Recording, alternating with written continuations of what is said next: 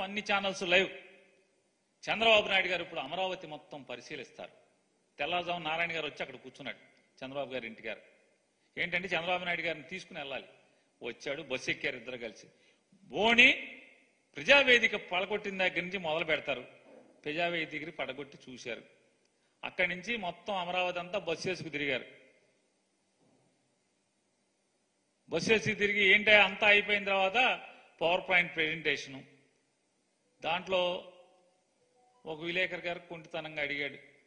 మంచోడు ఆయన ఏమడిగాడు, ఏమండి మొత్తం అమరావతి అంతా తిరిగారు కదా, మొత్తం అంతా పొద్దు నుంచి క్యారేజ్ కట్టుకుని రాత్రి సాయంత్రం దాకా తిరిగారు కదా,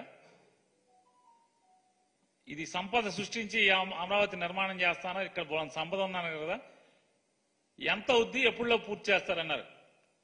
ఏం మాట్లాడతావే, నేను అదే ప్రశ్న నిన్ను అడుగుతున్నా, నువ్వు ఎప్పుడులో పూర్తి చేస్తావు నువ్వు ఉంటే అమరావతిలో? ఇదో జెంటిల్మెన్ సినిమా లాగా ఉంది.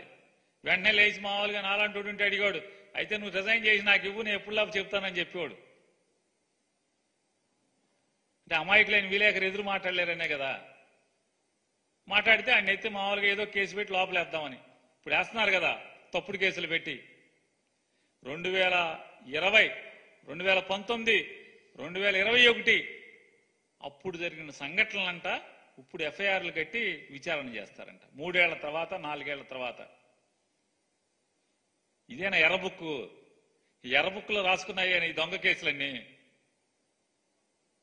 అది ఆయన అమరావతి అందరికీ చెప్పాడు. అమరావతి నిర్మాణమే మన ప్రధాన ధ్యేయం, లక్ష్యం అయ్యని చెప్పి మాట్లాడిన ఆయన ఎప్పుడు పూర్తి చేస్తాడో తెలియదు, ఎప్పుడు కడతాడో తెలియదు, ఏం కడతాడో తెలియదు. సరిపోన్లే. పోలవరం వెళ్ళారు చంద్రబాబు నాయుడు గారు. పోలవరం నాశనం చేసిందేమో ఆయన. అంటే ఉద్దేశపూర్వకంగా నాశనం చేసి ఉండకపోవచ్చు.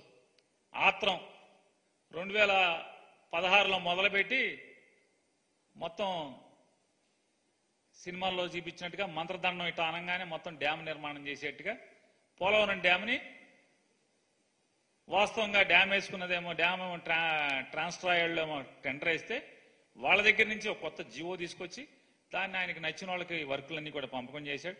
సరే నచ్చిన వాళ్ళకి చేసుకున్నా ఇబ్బంది ఏముంది. కానీ గ్రామాలు ఖాళీ చేయించకుండా, గ్రామాలకి నష్టపరిహారం ఇవ్వకుండా, గ్రామస్తులు ఏ గ్రామాలైతే ఖాళీ చేస్తున్నారో ఆ ఖాళీ చేసే గ్రామాలకి ప్రత్యామ్నాయంగా ఇళ్లు నిర్మాణం చేయకుండా, ఊళ్ళు ఖాళీ చేయకుండా కాఫర్ డ్యామ్ ఎలా నిర్మాణం చేస్తారు?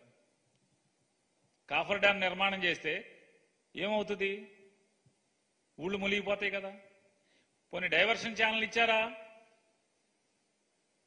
స్పిల్వే అవ్వలేదు, డైవర్షన్ ఛానల్ ఇవ్వలేదు.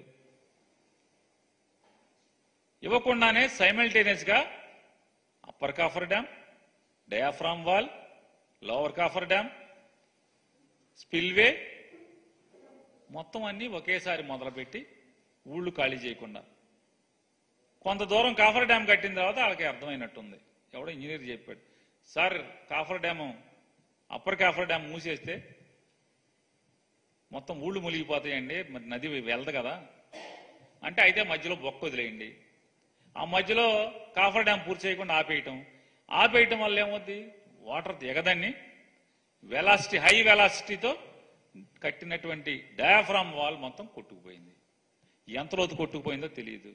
కొత్తది నిర్మాణం చేయాలంటే 800 నుంచి 1200 కోట్లు అవుద్దని జగన్మోహన్ రెడ్డి గారు ఉన్నప్పుడే అంచనాకు రావడం జరిగింది. ఆ డబ్బులు ఎవరు ఇవ్వాలి? కేంద్రం ఇవ్వాలి. అరే బాబు, బీజేపీ నాయకులారా, బీజేపీ ప్రభుత్వం నుంచి పోనీ చంద్రబాబు నాయుడు నిర్వాహకం వల్ల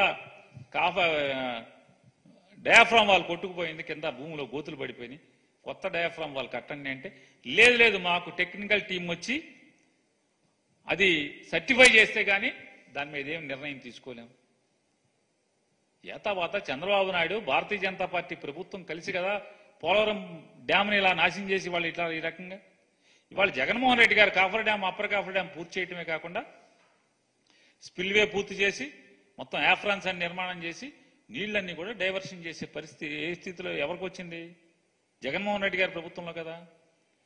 ఆ రోజు నుంచి మోడీ గారి ప్రభుత్వం డయాఫ్రామ్ వాల్ ఏం చేయాలనేది మొన్నటి దాకా ఎన్నికల వరకు కూడా కనీసం చెప్పని పరిస్థితి.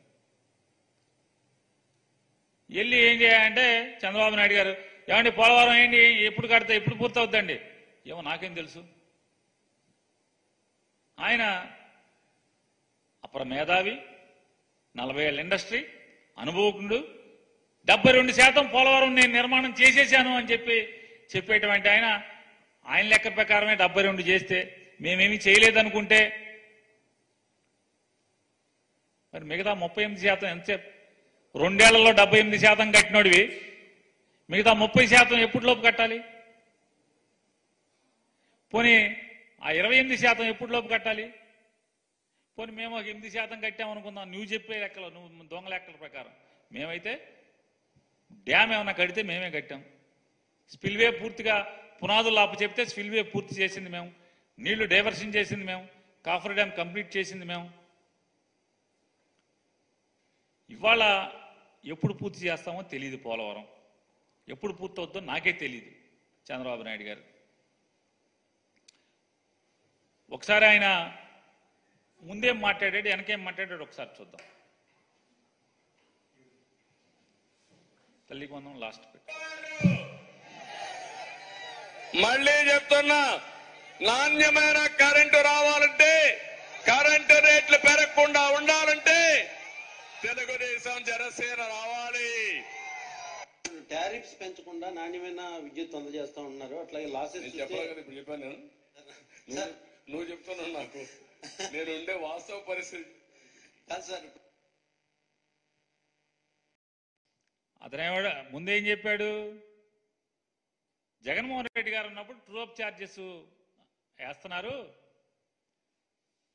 జనసేన తెలుగుదేశం పార్టీ ప్రభుత్వం ఎందుకు రావాలి, కరెంటు ఛార్జీలు పెంచకుండా ఉంటాకి రావాలని చెప్పి మాట్లాడావు ఎన్నికల ముందు. ఇప్పుడేమంటున్నావు, నేను చెప్పానా అంటున్నాడు విలేకరుని. ఈ నెల బిల్లులో ట్రూ అప్ ఛార్జెస్ వచ్చినాయా రాలేదా? ఎందుకు వచ్చినాయి? చంద్రబాబు నాయుడు గారు మీరు పెద్ద పనోడు కదా, మీరు పవన్ కళ్యాణ్ గారు ఇద్దరు కలిసి పెంచి పనోళ్ళు కదా, కరెంటు ఛార్జీలు పెంచమన్నారు కదా. మరి జగన్మోహన్ రెడ్డి గారి ప్రభుత్వం ఉన్నప్పుడు ఏ రకంగా కరెంటు బిల్లులు వచ్చినాయో ఇవాళ కూడా కరెంటు బిల్లులు అదే కరెంటు బిల్లులు ఎందుకు వస్తున్నాయి?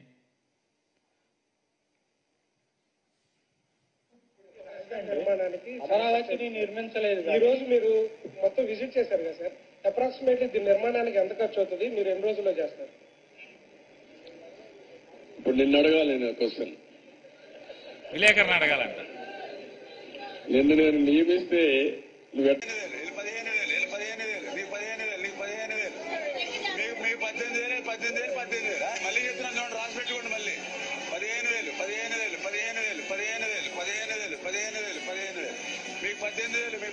మీకు 18,000 రాసి పెట్టుకోండి. మళ్ళీ ఇంకొక అమ్మాయి వచ్చింది, ఈ అమ్మాయికి 15,000. మరి ఆశీర్వదించండి మీరు.